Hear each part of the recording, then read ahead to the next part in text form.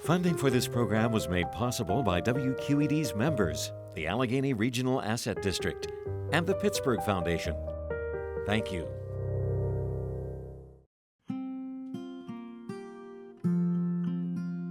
Vocal, The Water is Wide, take one. The water is wide, I can cross over, and neither have I wings to fly. This is an old Irish folk ballad called The Water is Wide. It's a song about love and longing and loss. Build me a boat that can carry two, and both shall row, my love and I. There is no more stirring melody or more profound lyric to accompany the love stories I'm about to tell you. All the stories are set in Pittsburgh. Each is filled with the sweet and sorrowful pangs of true and lasting love. I asked Bucky to sing the theme song for this film because of its message, that at its best, love is about two people working together to span the oceans that keep us from our dreams and separate us from each other. In this song, I hear a note of hope, especially in those beautiful last words about lovers facing the world together. And both shall row, my love and I, and both shall row, my love and I.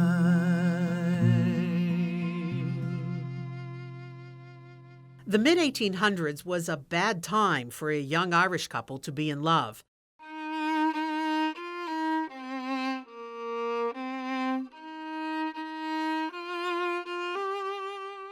A blight tore through Ireland, ruining the potato crop and setting off a famine of rampant starvation and disease.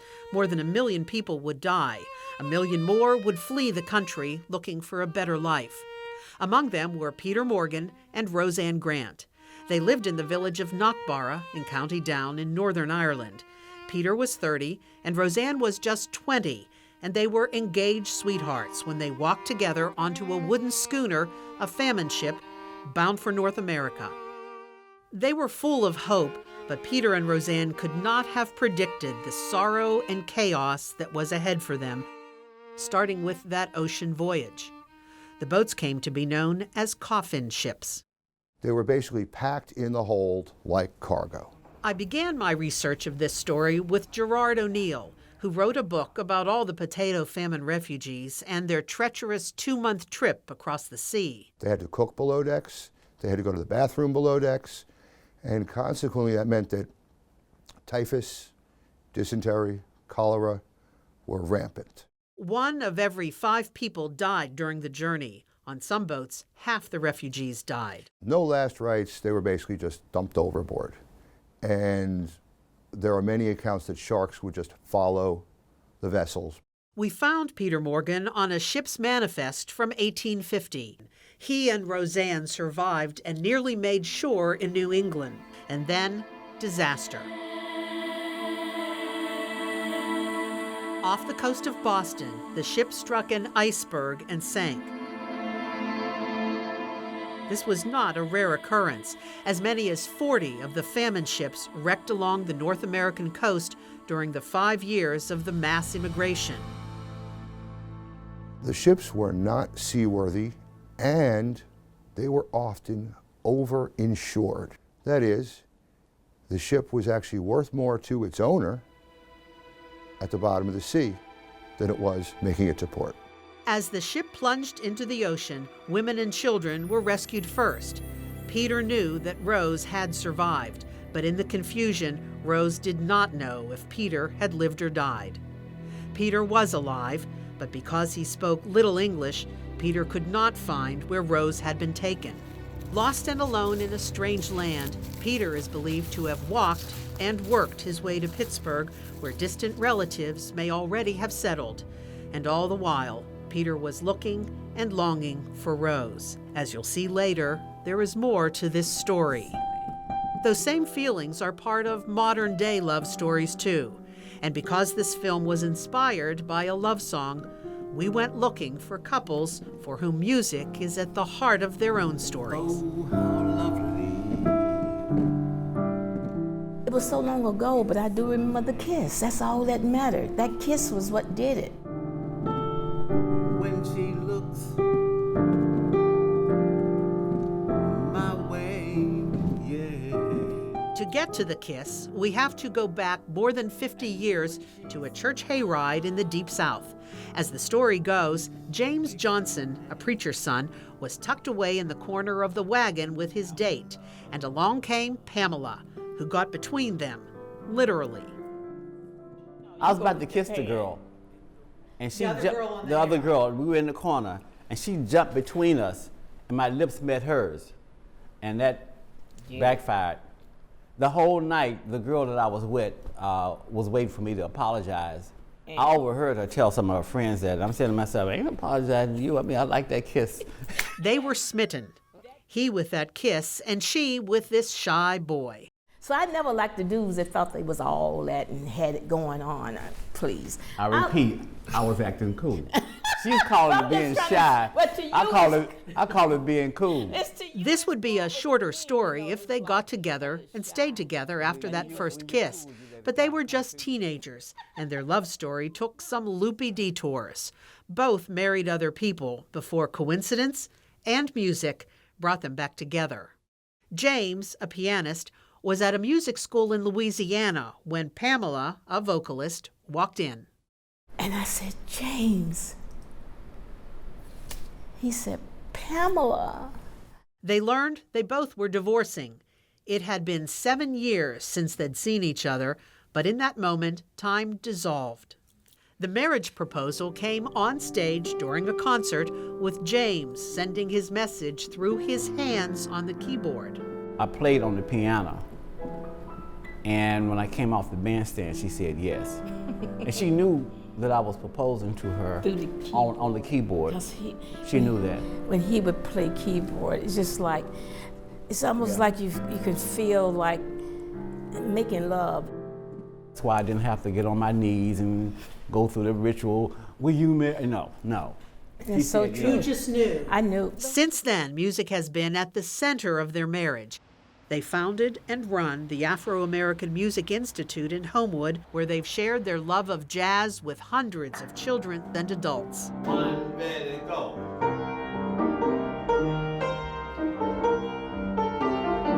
Their boys' choir has traveled and won awards across the country.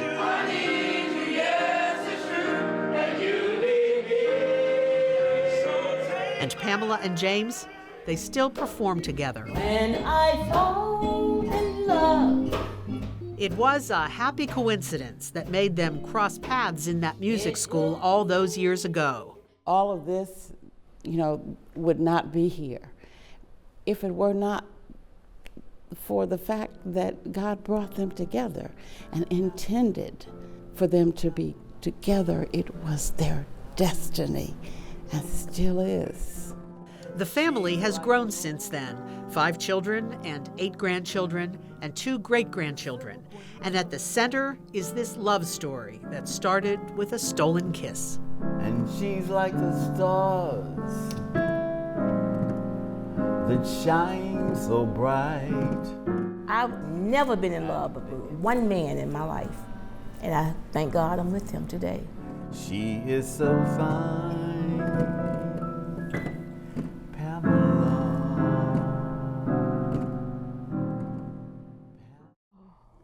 I fell in love with him right away because, this marvelous voice.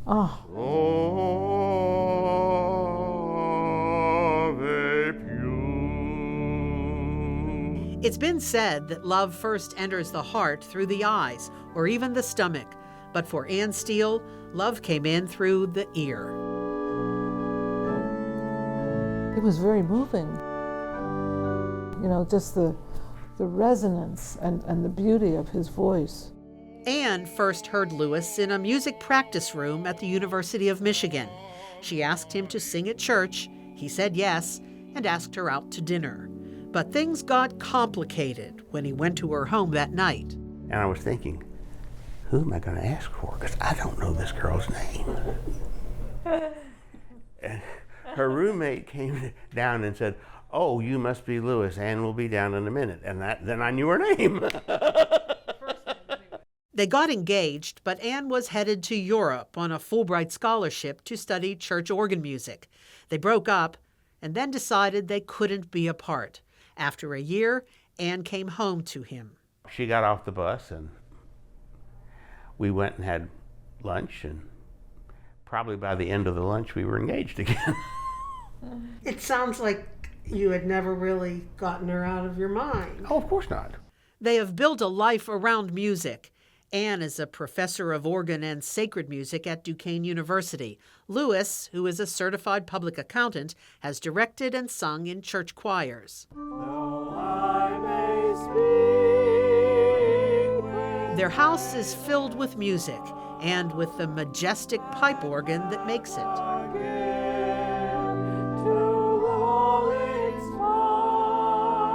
We all played the piano, so, we'd be practicing downstairs and she would be upstairs in, the office or the bedroom, and she would yell down the stairs, "You're playing the wrong note."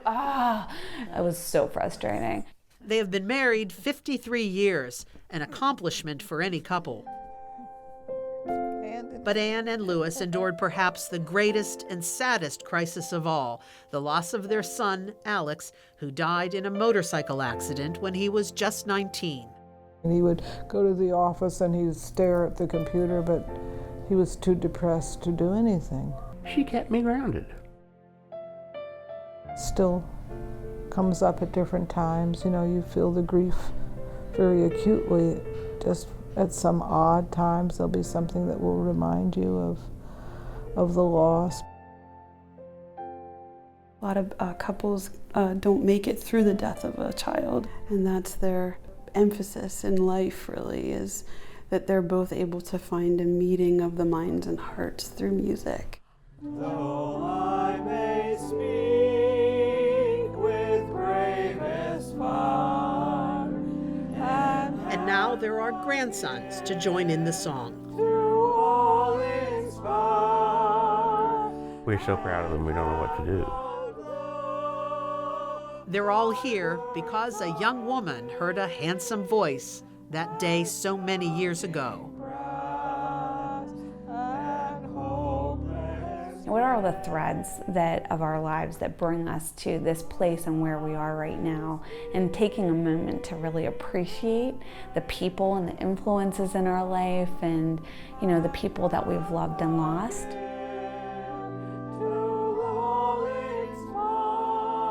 They just inspired a huge amount of just love and soulfulness in their musical expression. You could see clearly where we came from by hearing them play together.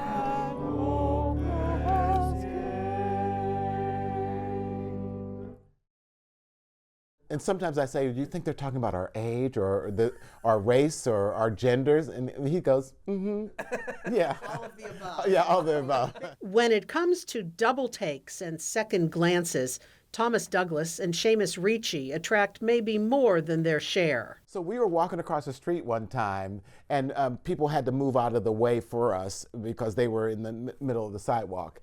And I didn't know, and we kept holding hands, and that was my determination. I said, "I'm not going to drop his hand this time." And then the guy that was there, middle-aged, he went, "Ooh, two giants." Two giants. And I was like, "Oh, giants." I didn't expect to say that at all. Okay. Their height and other things aside, the two are used to being the center of attention, bringing their talents to center stage in musical theater and opera and choirs. All the women do it right now. Thomas teaches music and drama at Carnegie Mellon University, has performed in opera, and is the artistic director of Pittsburgh's Bach Choir. That's where he met Seamus at an audition. Well, I thought, what a nice young fella. And I thought, really talented, really good singer, really good musician.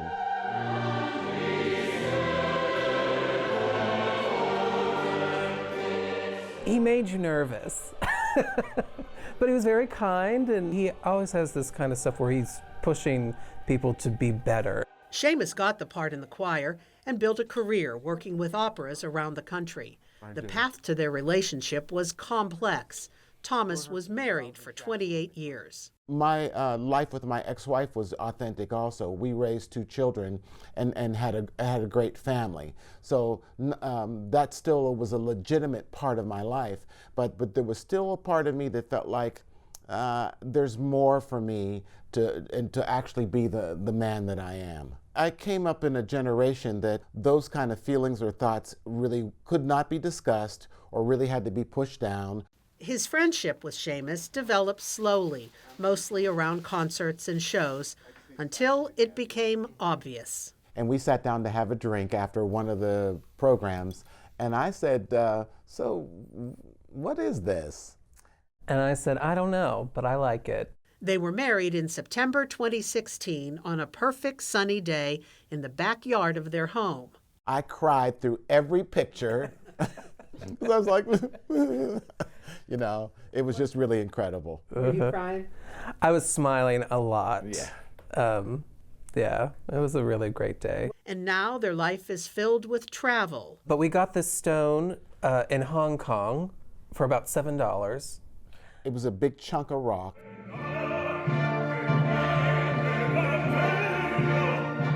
They work together to encourage amateur singers to perform operas, and they sing together. He is so even and calm and grounded, and I can go up and down really severely. And I'll be going off about this, and she said this, and he goes, well, maybe she was having a bad day, and I'm like, ugh, only because he's right. I'm kind of living a dream right now. I mean, when I was a younger man, I imagined what my life could be like. So now I just feel like I'm stepping into a whole new part of my life that really feels like, you know, it feels like I can finally take a breath and actually be myself.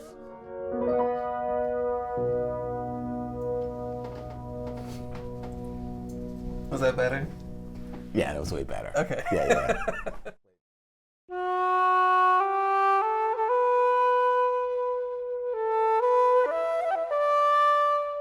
The Shipwreck in 1850 would cast Roseanne Grant and Peter Morgan far, far asunder. Roseanne is believed to have been taken with other survivors to a home in or around Boston, but Peter could not find her. He eventually made his way to Pittsburgh, where he was listed in the Allegheny City Directory as working for the railroad, likely as a blacksmith. As he worked, he searched, taking out ads in newspapers. They must have been difficult days for Peter, filled with backbreaking work and feeling homesick for his sweetheart and for Ireland. They would never completely forget the old country. And they often had aspirations of going back at some point. And they often gave it up for a number of reasons. Months passed, and then years. Roseanne was nowhere to be found. But this story doesn't end there. In 1858, Peter found her. We don't know where or how, but they were back together. It had taken more than 7 years of searching.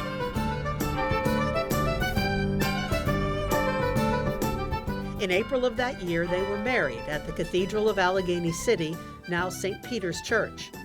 For 7 years, he had never given up. For 7 years, she had waited for him. Peter and Roseanne were my great-great-grandparents. My research of their story has taken me all over Pittsburgh.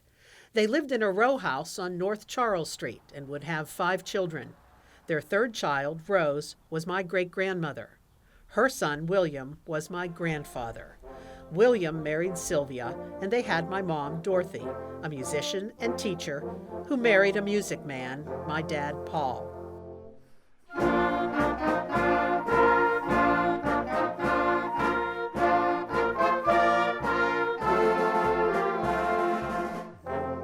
They created and perform in community bands. They have been married 62 years, every one of them filled with music.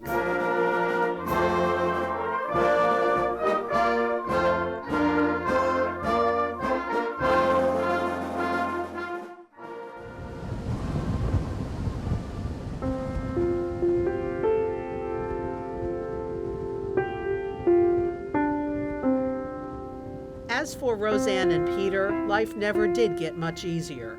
4 days after giving birth to their 5th child, Roseanne died. These are the original interment records. Catholic cemetery records show she was buried in the winter of 1869. She was just 40. I cannot imagine the grief, and it's very similar to the grief that families feel today.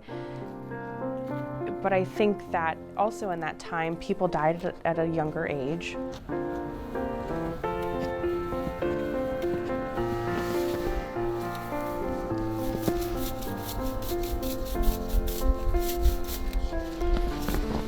Rose Grant. Yep, that's his wife. Rose Grant, wife of Peter Morgan, a native of County Down, Ireland. Margaret, that baby, a girl, died the next summer. Morgan died.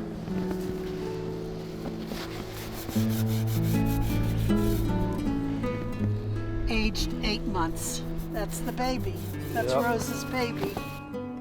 Peter lived 30 more years, dying on North Charles Street at age 82.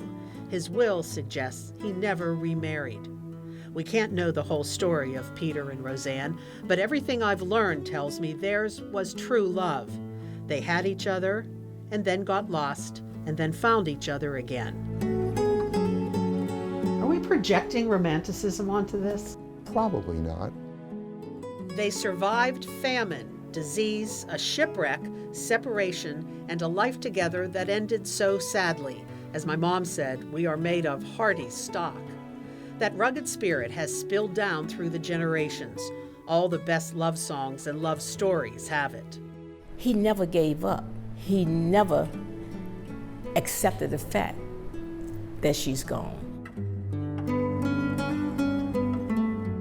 We all are here mostly because of love. The romantic kind, the spark that gets everything started and then burns with that sweet longing. There's something in someone's life that if they're willing to admit it, it's in the heart that has a sense of something that's bigger than them. And that can cause you to even have to wait for years and years and years until you actually see it happen.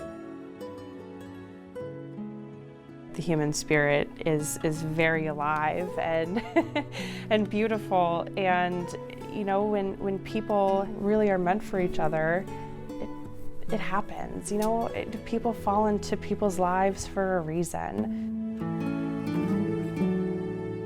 And we're also here because of the other kind of love, made of teamwork and commitment and stubbornness and faith. Peter and Roseanne had that. It's the kind of love that keeps going and keeps on searching and keeps on singing and never ever gives up.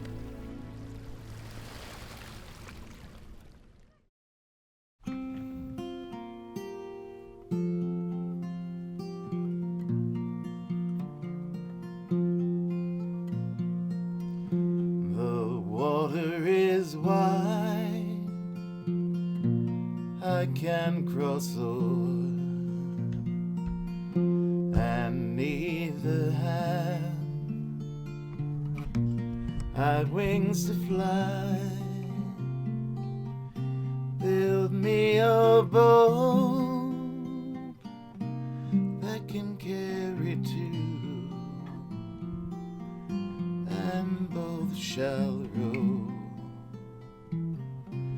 my love and I. There is a ship, she sails the sea, she's loaded deep, as deep can be, but not so deep as a love I'm in, I know not how I sink or swim.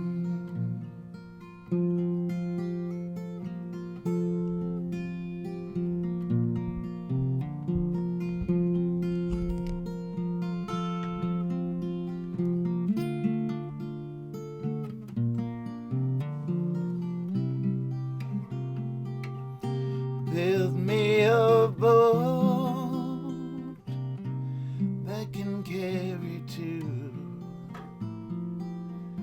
and both shall row, my love and I, and both shall row, my love and I. Very nice.